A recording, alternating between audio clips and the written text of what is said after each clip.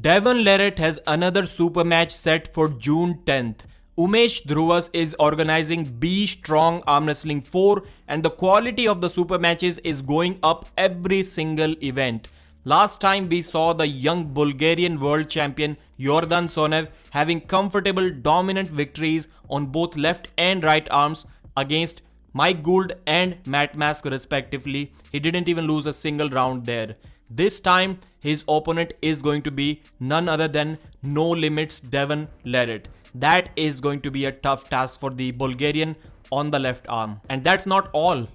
He has to face Sandris Sedis on the right arm on the same event on June 10th this year. The pay-per-view will be on balam.live. That is just crazy stuff. We are going to talk about these two super matches in just a couple of minutes. But before that, the biggest criticism that Devon has ever received, or should I say he was receiving that criticism, because it just doesn't exist right now. The criticism was about lack of competition, which was 100% true. Devon wasn't competing enough. But now, I'll show you something. Evgeny Prudnik in November 2022. Sandris Sedis left and right arm super matches in January 2023. Then Gennady Quickvinia on May 6th. Then Arm Wars a week later as per Neil Pickup after May 6th. So a week after East versus West. He will be in a battleground at Arm Wars. So naturally it has to be left-handed. He'll have a couple of matches there. And those opponents, as per Neil and Devon, are high-level European arm wrestlers, and that will be left arm once again. So after that, June 10th, Yordan Sonev, Bulgarian, the match that we are talking about right now. Then after that, against the American hero Dave Chaffee, June 24th at King of the Table 7. That is going to be an amazing rematch. After that, Denis Siplenkov in October at East versus West 9, and maybe he will sneak in one or two more low-level super matches and some tournaments in between these events. That is just crazy. What is that, like 9-10 super matches within 12 months? That is simply amazing from Devon. Now coming back to the Yordan Sonev versus Devon match, many people are saying that this is probably not a smart decision from the young Bulgarian to compete on two big high-level super matches. One of them can be a dream match of his career against Devon. To compete in these two matches on the same night, that can be really detrimental to the chances of him having some success on that day. Let's assume that Devon is the main event. That is a safe thing to say. So Yordan will go up against Sandris Sedis on the right arm before Devon's match, and there is absolutely no way that that match doesn't end in a war. I know it is different arms, but still, the format at B Strong Arm Wrestling is 6-round super match. You have to win 4th, and there is no way that he will not be tired after that match. He'll be totally exhausted.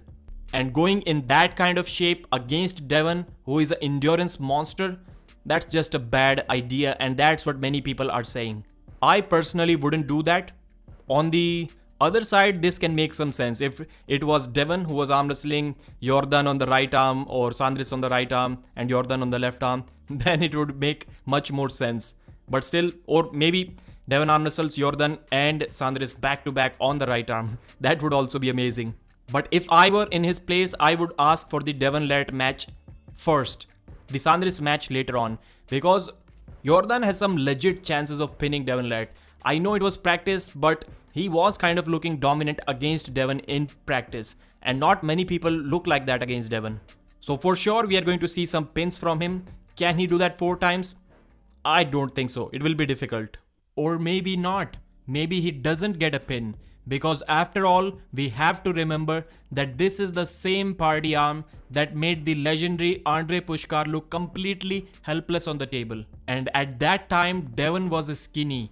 Now Devon is much bigger. And when Yordan was pinning Devon, he was still about 20 pounds lighter than what he is right now. And he was also beaten down and broken on the table. He was tired. And one more thing, Devon just crossed 700,000 subscribers on his YouTube. That is simply amazing stuff.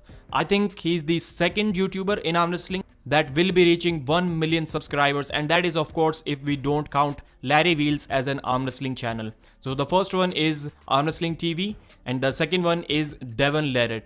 That is a big feat. If we look at Devon's channel on Social Blade, it says that he got around 11.5 million views in last 30 days. And the estimated revenue you can see here from $3,000 to $46,000 per month. That is a wide range. Earlier it was easy to figure out how much an arm wrestler is making, because for arm wrestling videos, somebody who uploads around 5-6 minute videos, the RPM, which is the amount of money that you get per 1,000 views, is around $2. So you can do the math, $2 per 1,000 views.